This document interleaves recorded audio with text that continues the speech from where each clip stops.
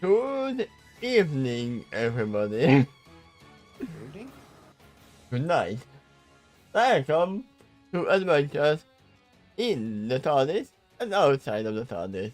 With me, Rashi, and the author, Quill. This Pinky is, can't wait to find out what happens next. I mean, we have a TARDIS. It is very timely when we start when we are doing the reading.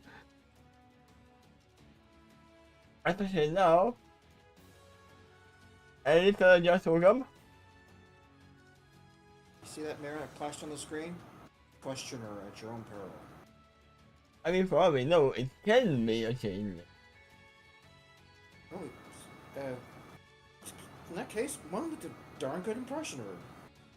In this case, I'm impressed. I mean, I'm pretty sure it's a changeling because there are two pictures in the tail. And it's all of them. Clone. It could be clone. Could be just Pinky. I remember like she spoke to herself before, like, hey, tough crowd, huh? Pan to the right. Tell me about it. Actually, pan to the left. Yeah, I forgot to turn on the light. And turn off the light.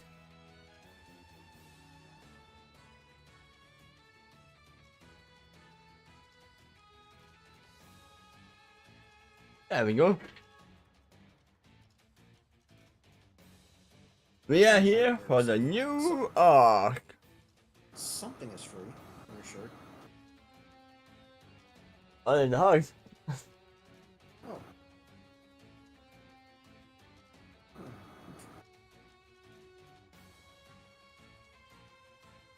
About to say cute, but alright.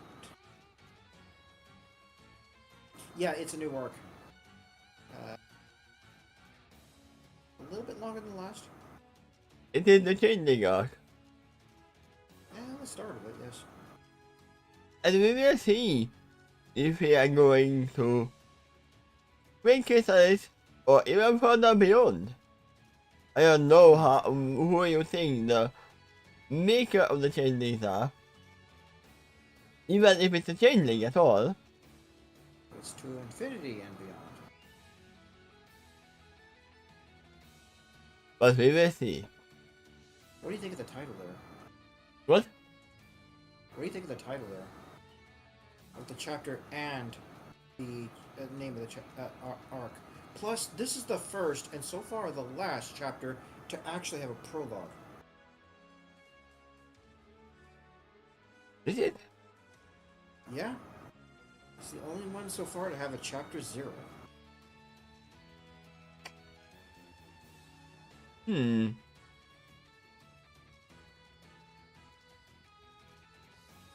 The Fog of Fear. I mean, it is scary. And the arc nailed it. Monsters in disguise.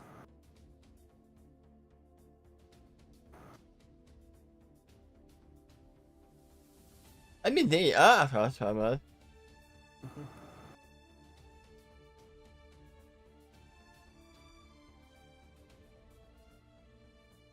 I mean, for now, it is the Fog of Fear because we know that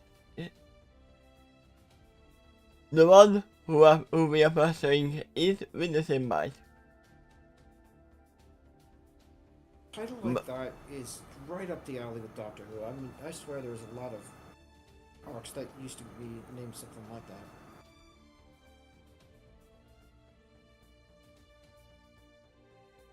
But yeah, we will basically see where we are going in the prologue of where we are, what we are, also who is sending me messages. At midnight? My sister. Then I was really love to answer in English to Hungarian question. She understood it. Fine.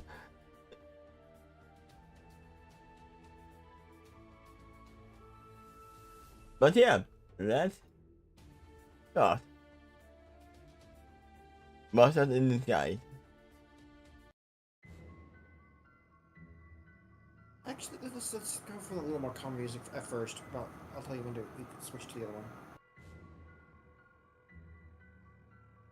Calm music is first. Calm material. There you go. That'll do. A pale blue police stallion emerges from the lower cabin. He sits for a moment as his shaggy hand mane, hair, and beard are still softly in the light fade around him. Now I definitely don't know who this is. I know it's Handmaid, the pirate. He has his suspenders screwed into his jean overalls, does the same to his spectacles over his grey eyes.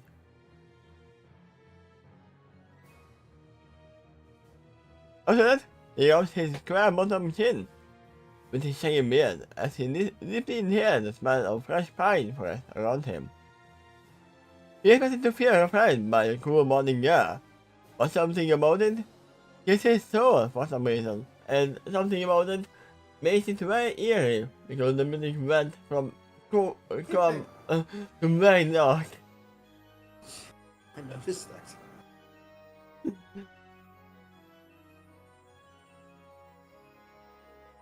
Behold the gothic pony that emerged from the log cabin in jean overalls.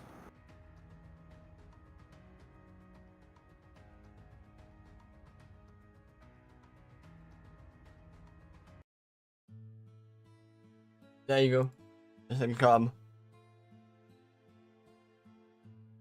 He cares about him in a society fashion, then put his straw hat on as he tossed outside. Something is wrong out here. This fellow can't quite put his hoof on why, but it is there. He can feel it in his bones. So he is not more than number 2. We can be sure of that. He ventures further from the log cabin, where his parents' wife and his 2 twin parents' daughters are staying for the morning. He noticed that they were all missing from the cabin earlier. He is not too worried about them now, since he can hear them playing short ways outside.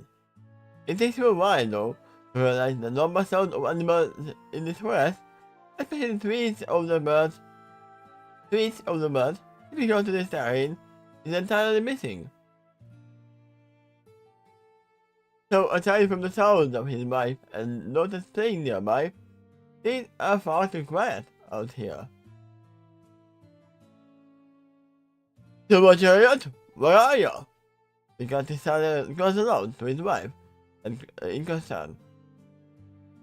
We have not heard that name before. Nearby, Silver Chariot noticing the urgency in her husband's voice. Upon doing so, he ushers their 2 identical twin daughters back towards him. Once they sight him, he calls back to him. Right here, Crossdog. Oh, right here, Crossdog, she tells him. He said his name instead of Pa, like they usually do. Likewise, he said her name instead of Ma, the indication that whatever he has to say, it is serious this time. Yeah, when they are telling you your full name, right? Pinkamena Diane Pie.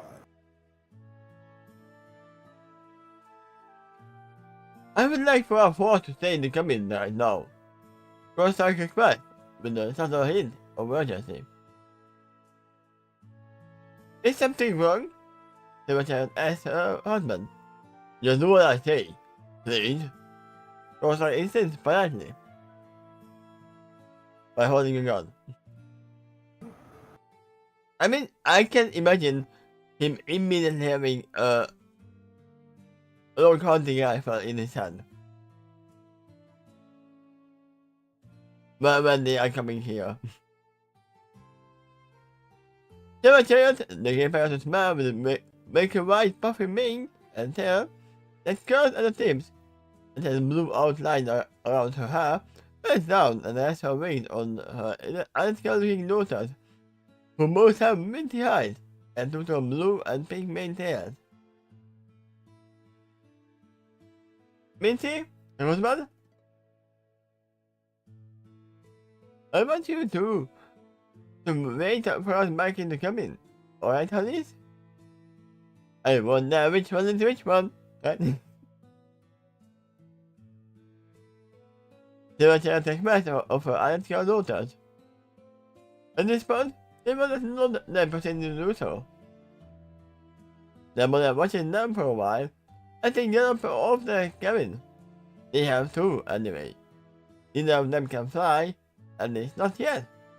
Their wings work, but they can't achieve any leaf with their flaps, only thrust. Where have I seen that? They are not chickens, are they? Just like Scootaloo, there's a mixed parent heritage too here. Yeah? I mean, they need to stop. I mean, no, that was not mixed parent, this was mixed children heritage from, from the cakes. Yeah.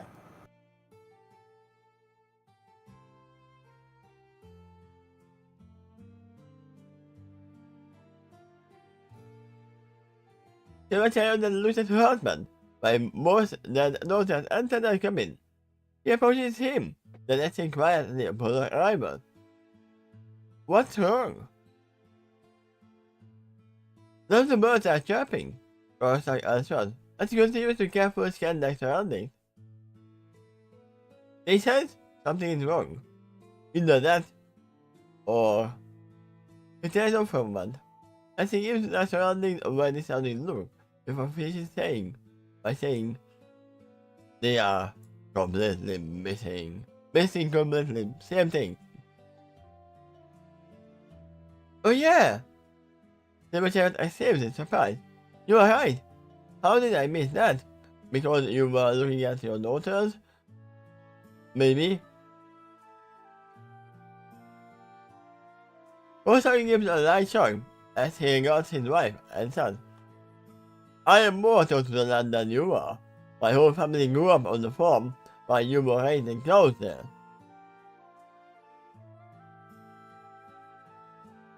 I suppose you have a point.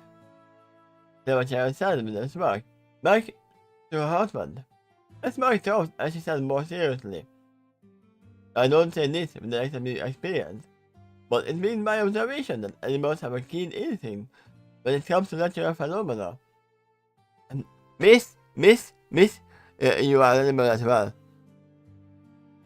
Did you know that? For example, if when bird is coming, sometimes things like birds work in the area in advance.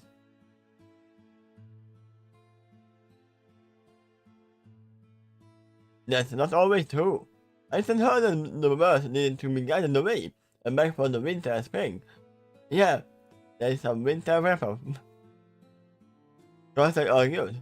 I work closer to the land all my life here, so I know those things. He looks around again. Nevertheless, you might have a point about the weather. He looked back at her with his gay eye behind his spectacles. Have you heard any reports of unusual weather scheduled for this area? I mean, you are concluding that he has gray eyes. Can he even see? Gray's a color that eyes can have. If it's milky white filament, then that's another story.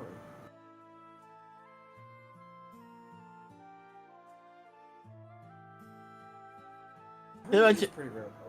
Yeah. Sabertooth shakes her head. But she continues to regard her husband. Listen. No, and I did check with the local weather stations before we arrived here. I wanted to make sure things would stay sunny and nice while we vacationed here. I mean, the birds wouldn't know that there is a weather change coming because the parasites are changing the weather, not the nature. They did. They do not normally communicate that fact Yeah? easily. He shrugged. After all, I did not fight for more than a wonder. He nodded in the direction of the cabin as she had. The food I found in the picnic basket was none, so with this mind as well. With this in mind as well. My point is, I found it incentive to be sure that the weather stays beautiful and clear. Rostar waited, sadly, as he said to his wife. Why don't you go up there and check anyway? See if the weather remains clear across the horizon. He said about him carefully. At this point, I'm almost hoping it is the weather. I want to find out why things are so quiet out here, and I really hope it's something that's benign. Timothy's proud as she said, "Well, if there's really something wrong with the weather, I have a license with me to recommend the exchange, and do it myself if I have to."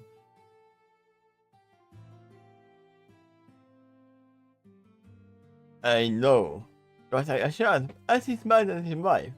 There's certainly one of the benefits for farmers to marry over the world.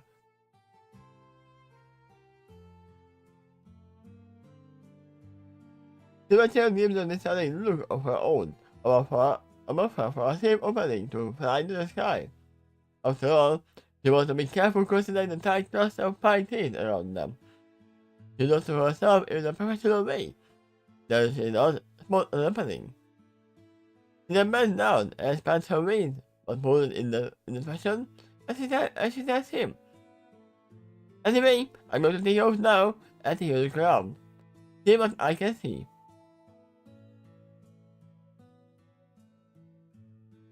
Rostar nodded at his wife as he said, I'll be right down here waiting for your report.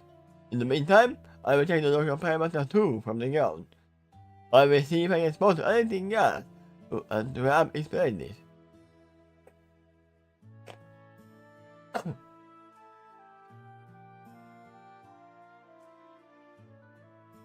So both of these ponies are pretty well in tune with the land and the environment.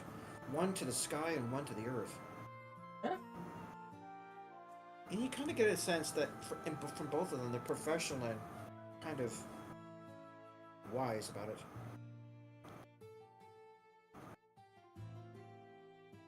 And they know something is amiss.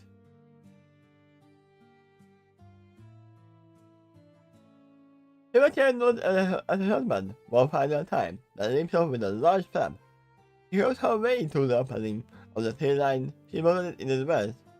In her hand, she had put her course carefully, including the maneuver she would have to make it out safely. Thanks to that, she succeeds. She allows one brief moment to sigh in relief, but she successfully escapes the tail line. After all, no matter how much training or weather apparatus knows this, there are no guarantees when it comes to flight. She isn't accustomed to living so close to the ground either, although there are other parasites out there who are far less accustomed to this.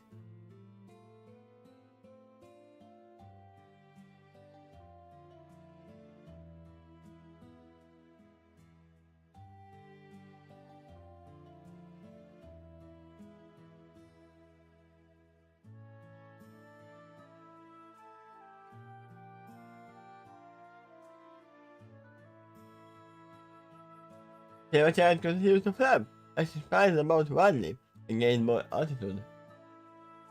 As she does so, she continues to scan the horizon. I didn't want to go down this fast. I accidentally pressed the end button.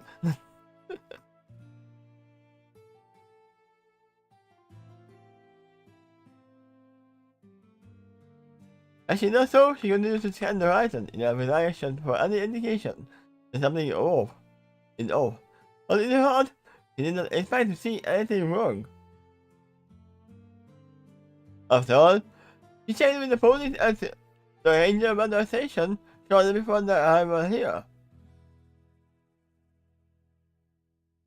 They looked professional enough, so she trusted them to know what they were doing.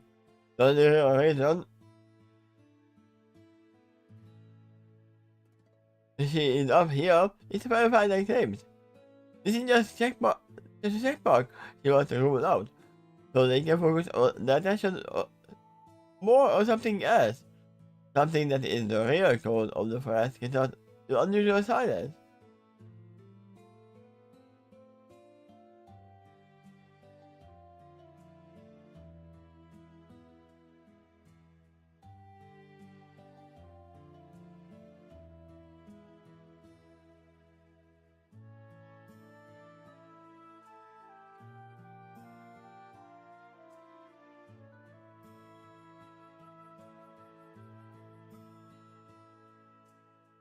But then, she found something that does give her a subtle yes. If it's something like this, I'll get your attention. I mean, that would be strange. Yep. Or even stranger. Stranger things have happened? I mean, things haven't happened yet.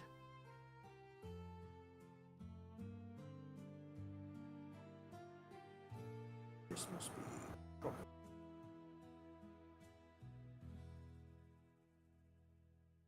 In the distance, there is a mountain.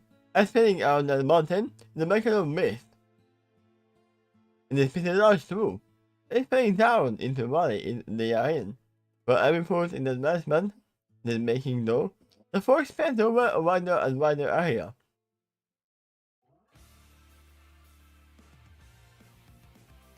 With very fast movement. Just to fight Pokemon appear all of a sudden. There you go. In the head, it is not really moving. It is growing at a phenomenal rate.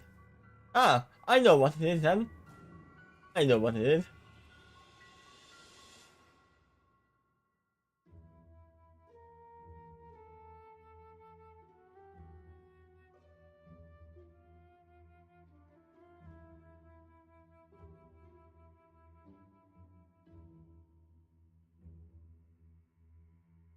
It's him. It's almost the same thing that's happening right now.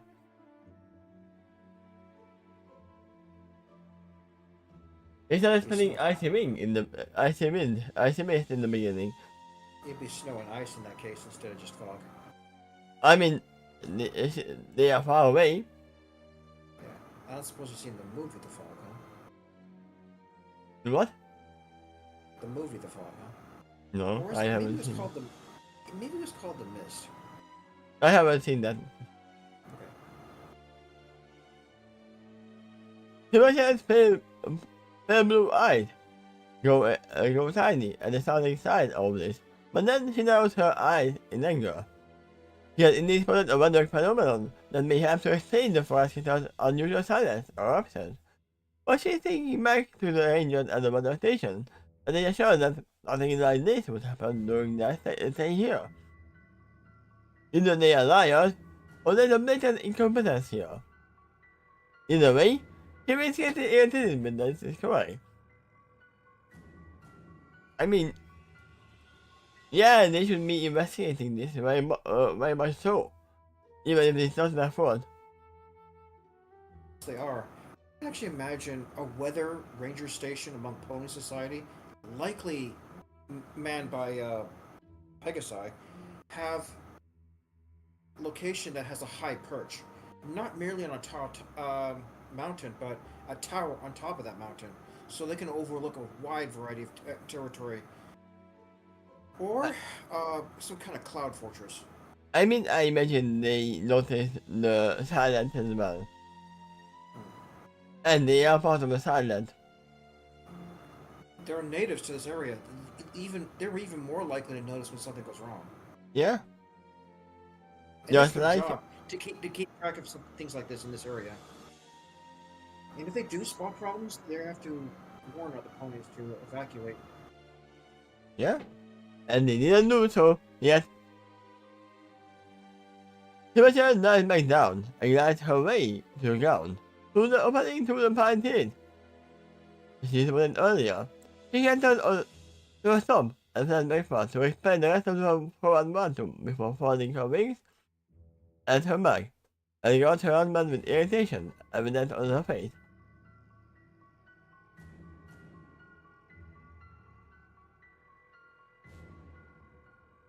Play something, honey? Cross started rising guessing, based on his wife's obvious expression. Sure did, Sebastian announced with a voice full of irritation. A wide bag of fog is falling down into this valley from a single mountain in the distance.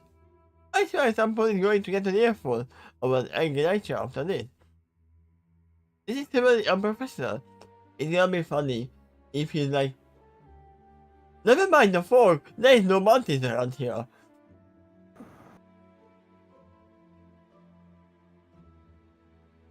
Making the fog is falling into a valley, you say? Cross-eyed asked, as he turns his head in the direction he thinks it is coming from.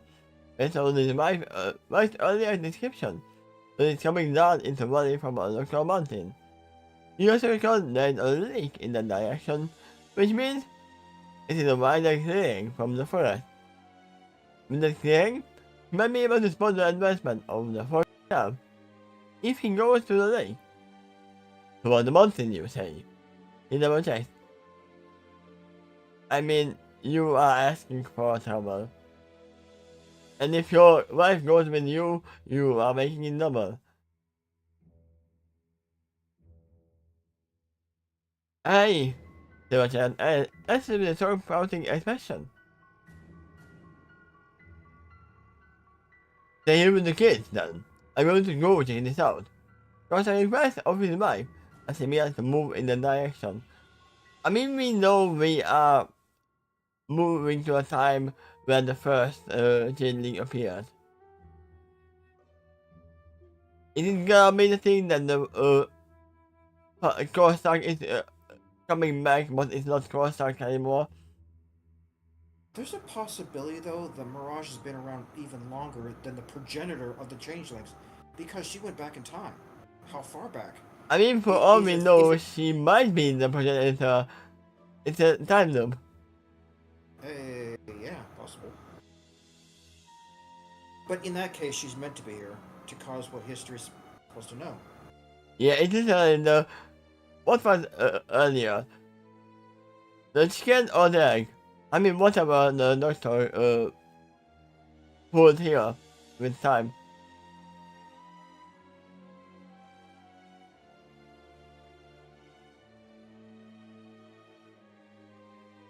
Was I better with wife? Yeah. They began to move in the direction. Where are you going? Why are you running? Sebastian wondered aloud. There's a lake in the direction, if I'm not mistaken. Rosa answered as he slowly thought so. We swam there yesterday, remember? Yeah, I remember. That first I was really chilly. Sebastian recalled. You see what and the mere recollection of how cold it was in there. I mean, for all you know, even now one of you might have been swamped. Without your knowledge. Well, it made a clearing in the forest as well. Rosai elaborated, as he slowly nearly to a stop, following back at his wife over his left shoulder. It should be wide enough to spot the incoming fog, isn't it? The attention of Silver's face dropped as he gave the more thoughtful expression instead. She then looked at her husband and confirmed. I think so. Yeah. They looked forward again as he said, I'm going to go there and take a closer look at this fog you mentioned. I will see if I can discern anything unusual about it. Other than the fact it shouldn't be there at all, the very fact an irritation returned to her voice. I mean, at this point, you shouldn't go there. You should go to the ranger house and tell them that they should check it out. It's not your job to do this. Your job is to meet with the kids and guard them properly. Because either it's gonna something happen to you or something is gonna happen to them. Apparently, this is his way of doing exactly that. He's trying to verify if the danger is so severe they need to leave the area. Yeah. Stay here with the force, alright? Your request is my friend. I see no mistake. Know that you don't know what they're off right now. Something isn't right about this one today. It spoke to of her husband's voice, spoke to Sarah's irritation again. He then noted at her husband. The seeing irritation is lighted for the gun, she yelled. Alright, I stay here and keep an eye on the twins. No, you just keep most of your eyes on the twins. I mean, no, yeah, you should keep an eye on the surroundings as well, too. Rosa leaves with no further word, because his wife gave her word. He trusts her far too much, pressured her after that. I mean, it doesn't seem like he is bringing a gun. Even though we know they have guns. Right? Wait, do we? Am I misremembering? I don't recall them I having I must have specific- imagined that. Yeah, I probably imagined. There's a rather high chance you may have encountered in another film fiction, though. Yeah, This no, they much of it's have spears. Good. There was plenty of guns in Equestria and Fallout Equestria. And yeah, there wasn't even any gun in the future either. So yeah, they were mostly using just magic. Tell you the closest thing I remember to guns in Equestria were cannons and rockets. So they have the technology to make a gun.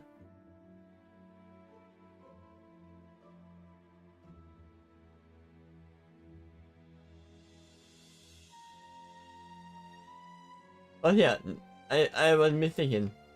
You don't have guns. But you are not bringing an axe with you or anything that you can defend yourself with? Man, move!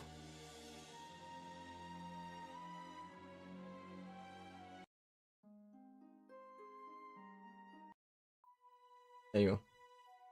Equestria is not normally that very dangerous, but this is a few centuries earlier.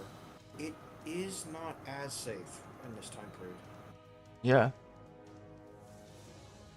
My Corsair is making his way to the lake. He probably knows that there is a mist in this body for other reasons as well. As an Earth body who works as a farmer, he knows from experience how rich the oxygen can get wherever there is a heavy concentration of vegetation. On occasion, he sees something like this from his own Corsair field, but it is far more common in a forested body like this. Especially during a cool morning or evening, after sunset. Or in the morning, shortly before sunrise. Yeah, fogs are not surprising in a pine forest. Maybe we should get calmer music in this. Yeah, I didn't expect it to be go there. Like most of them are.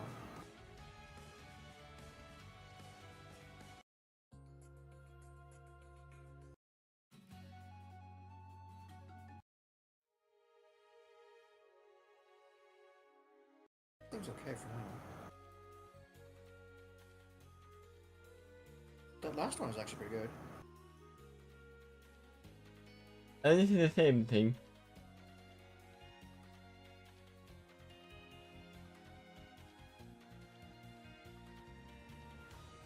It speeds up very much.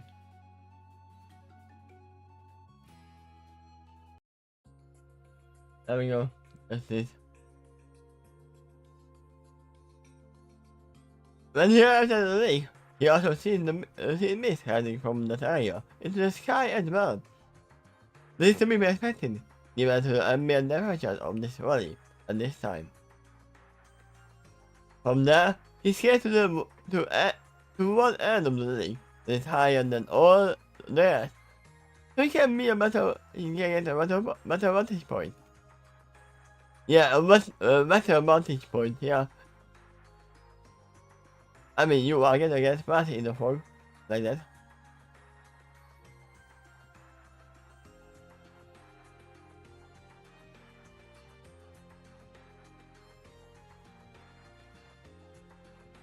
At this point, he stands about again, and will respond to what his wife spoke about earlier. That indeed a thick blanket of mist running into his body from the direction of the mountain. It is still draped over one side of the mountain and spilling into the valley below. Cross are studying this phenomenon for quite some time, and actually spot something that seems mildly out of place. The pace that the mist is spreading seems unusually fast. After further study, noticing that the mist appeared in one concentrated area first, it was spreading wider and wider behind it. As he continued to watch it, he noticed how that lead point twists, curves, and at one point, he was paused for a few seconds before the span zoomed again. If he didn't know better, he would say something sentient in guiding the span of the mist. It seemed the mist itself was searching for something. Or someone. The ominous feeling he had ever since he stepped out of the cabin this morning digs even deeper into the pit of his stomach. That fog does not look natural. He has seen plenty of fog before in his time, enough to know that it usually does not spread that fast or in such a focused search pattern. Then he thinks back to what his wife told him about the actions from the Vandal Rangers, that his worry should have remained clear during their stay here. But they could only guarantee that from the natural wanderer. What he is seeing now just maybe an example of unnatural wanderer. And if it is unnatural, it might also be a threat. He doesn't know that for sure, but he doesn't want to take any chances. Otherwise, Manawan's family is nearby.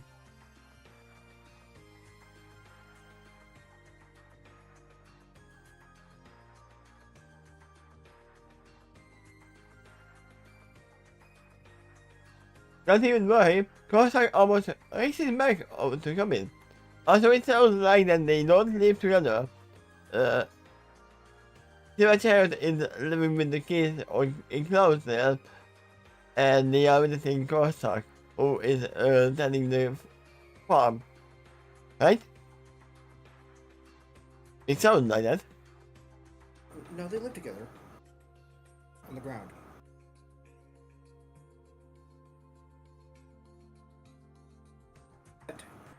Silver Chariot used to come from Cloudstone.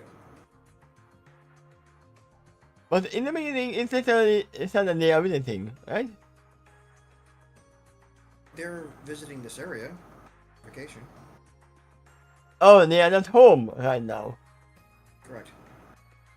Oh, I assume that they, I mistook that I thought Cossack was living here and they are visiting him. You can see the mistake, right? As he's turning his head though, he spots something highly unusual about the fog on the corner of his eye, which made him afraid. Then look back at it slowly. It is only then that he notices the lead pony of the fog. Lead point of the fog has taken on mainly pony and shape. Oh, there's the pony that I was heading in there. There you are, man. There will be eyes onto your game for a moment. Was I mistaken? It's more like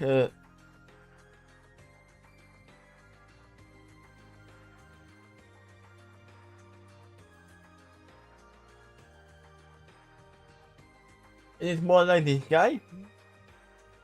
The jewel.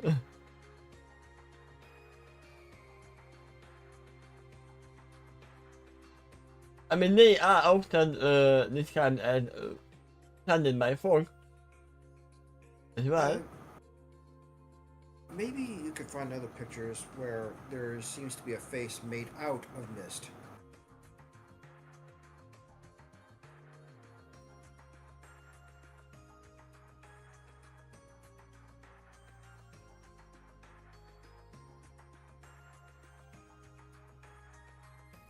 I mean, this is what he sees right now. There's a folk mist around it. Not exactly. Or even better though. There you go. But,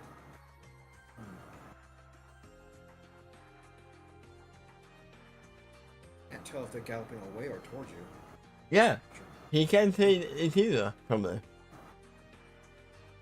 It needs to search around more carefully. I think spots him from a distance. Hey, if you don't have a ring around your neck, you are fine. At point the folk changes shape to number mouth opening to wildly natural. On top of that, there is a pair of fangs hanging down its upper jaw. The ears of its face are saturated and curved toward the tips. In a way, this kind of looks like a combination of holy face, a mark, and a mat. The folk creature seems to give a silent cage from a distance when it spots him. After that, the head dies down to the ground, and it starts to advance towards his possession much faster than the folk's course. Telling a sales course dark, which causes him to forget to breathe. Even his heart skips a beat. This is the point I would have asked you to use the other song. The eerie one. Yeah, for that, what? Fine. He's calm about it, right?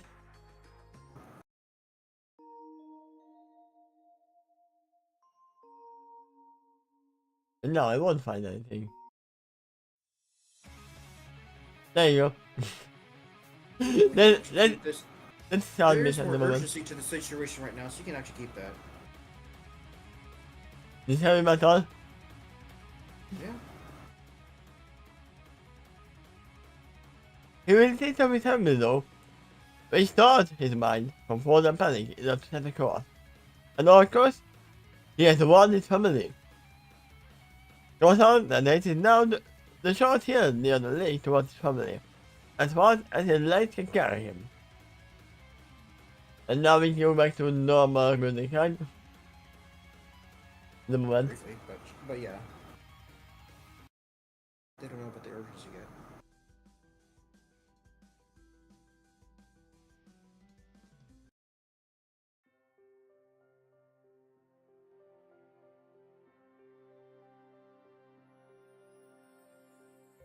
Despite their mother's request, Minty and Rosemont had wandered off from the cabin a bit.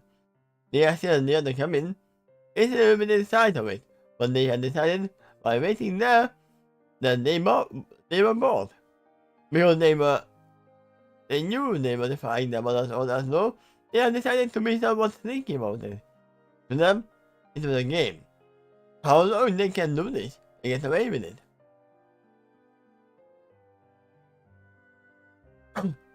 Considering their plan, they are still pretty bad at start. They keep on getting by playing in a small patch of roses. At this moment, it is a flower between the four holes, and races from side to side.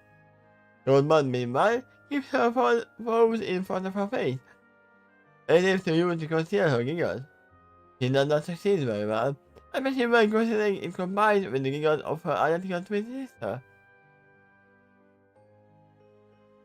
When the species step over the yellow flower faster and faster, and they take start spinning into the air. Most of them gasp in delight, but they see this because they didn't realize they could do this. They watch in delight in awe as the flower spins in the air, until they hear their mother calling to them.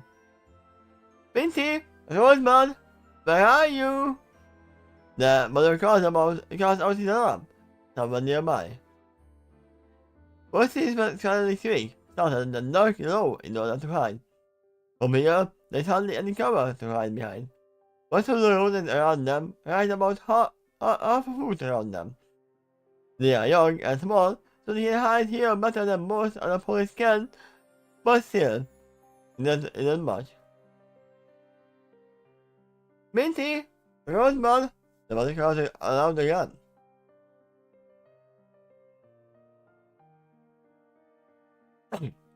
Looking at her sister, Minty applied the hoof to her lips and gave a shushing motion to her sister. Thankfully, Rosebud nodded in acknowledgement and agreement. But then, their ears perked up sharply when they hear their father yelling out in horror in the distance. You could intensify the music now if you wanted to. Do I want to?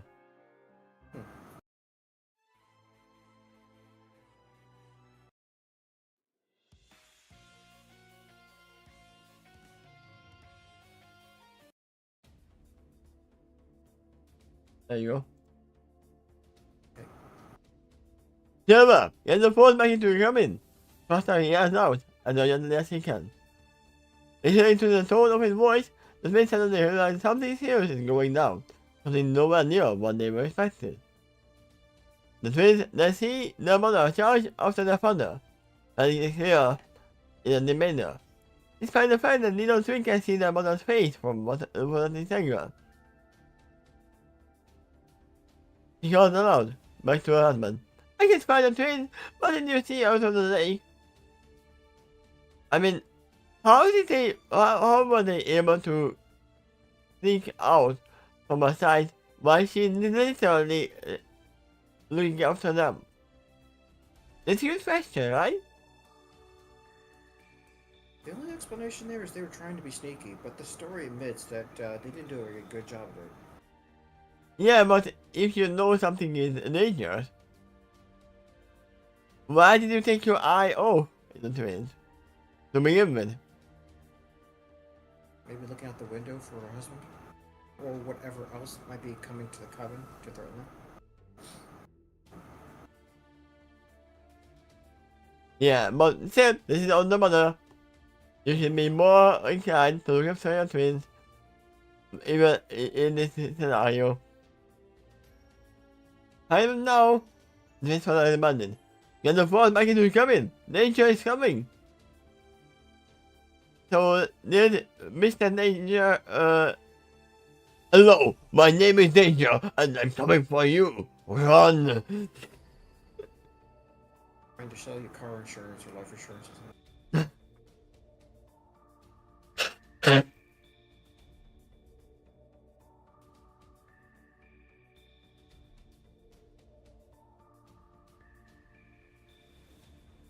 Minty and Rose were around each other. What equally startled by the situation? They are so young that they understood a quarter of what their father said, but the way he said it made his message clear. Something has never gone awry. But I can't find them. The mother said, but she had gone back to her husband in panic. They are not in the cabin.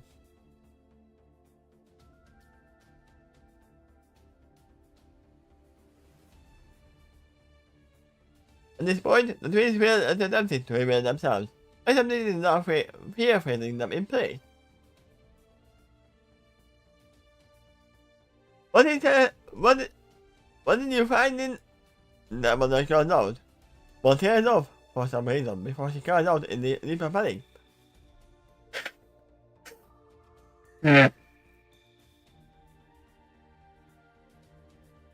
Oh my Celestial, please protect us! I mean, it even can be that the twins are gonna survive and the mother and father are not.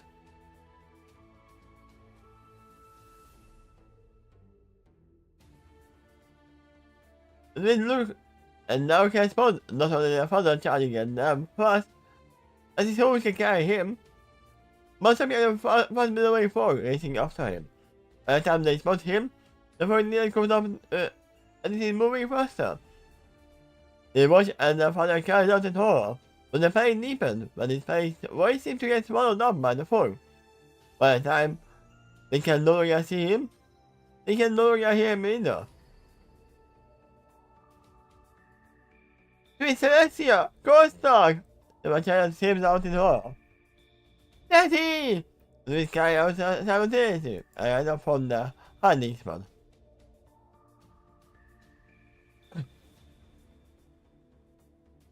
Upon hearing them, the mother, who was making their way towards her husband, thus making her much closer to the phone, suddenly started to a halt. It is her hand to look at the lotus. From there, she turns around and tries her way back. She can fly this low to ground because they only see nearby. I mean, I would imagine flying low to ground would be easier. Unless it is near a small stage. This is a pretty clustered area. It doesn't give her enough room to spread her wings. She can, however, use her wings to give her a faster boost to her face. The exchange, though, intercepts her balance. If she can move on the light fast enough, she can end up tripping. And now, the dollar seems like a blunder she can afford. Whatever that magic force is, it is now targeting her. And the kid.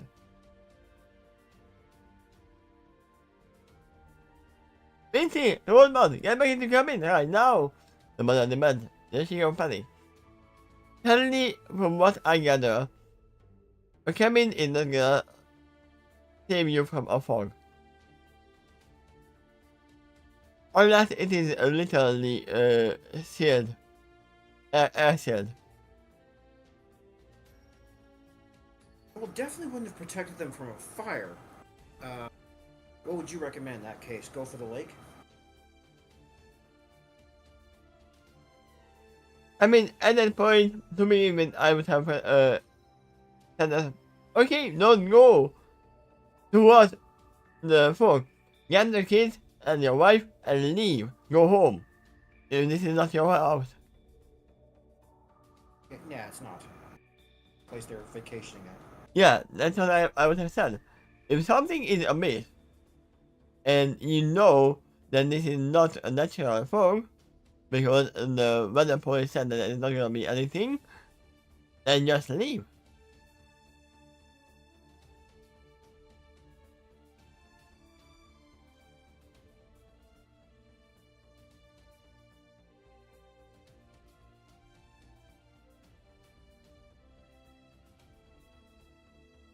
Both trains are in here at this point, but they cooperate. They is back to the cabin and make their way inside. From within, they look back to the opening of the door and wait for their mother to charge in as well. The mother looks over her shoulder. This is how the fog has almost already gone up to her. At this point, she realizes it's been surrounding her before she gets to the cabin. So she looks back at her lotus with a pale blue eye. With her pale blue eyes carried with panic. As she demands in desperation, "Close the door!"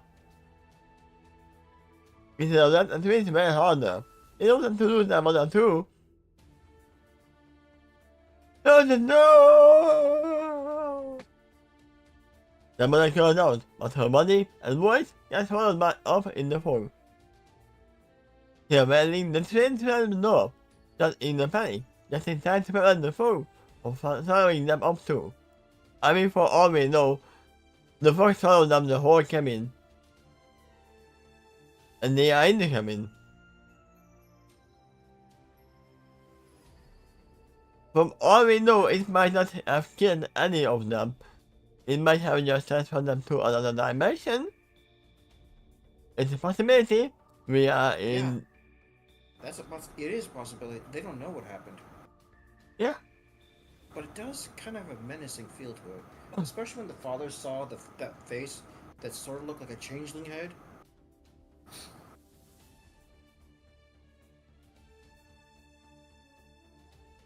Yeah, but once again, I don't believe they are safe in the in the cabin. Okay. I mean, it's a fog without a body. It can literally go through the seams to the door. But They if literally they trap are themselves safe, inside. if they are safe in there, for how long? If you like never leave it for days or weeks or months. I mean, do they have that much food? Yeah, that's the question. No, they don't. Because the mother said that he literally packed food in thinking that there's gonna be nice weather all the time. So it's not even something that is packed well. Something that they can just go and eat. I would say they have like 3 days maximum worth of food in the picnic basket. I don't know if they have a fridge or anything, but Probably not. This far back, and I think I guess I have seen it in the show though. You might see why it's called the prologue. However, none of the TARDIS characters were in it. This just sets up the situation that they're going to need to. I mean probably no, they might be here, but Yeah. they didn't meet them. No, yeah, that's correct. Not yet. Now I'm gonna assume that this fog not only did consume the father and mother, but also made a copy of them. Possibly. I'm kind of curious. Is your voice actually good enough to continue? No, it's not. I was turning at the end. I don't know if how much you can hear that, and how much can you hear that.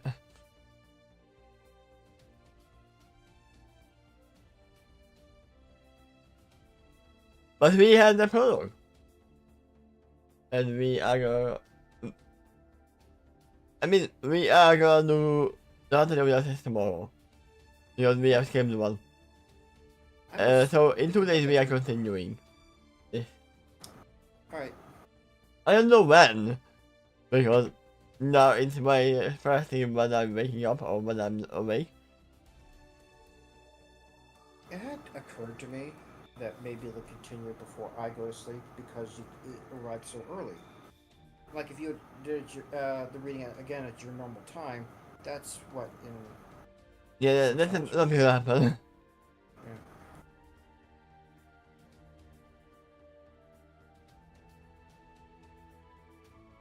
But yeah, next time we let's go back to the chapters.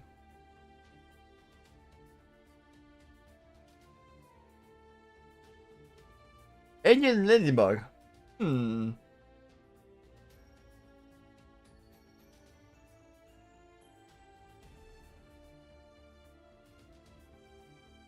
That sounds less like a changeling and more like a ladybug.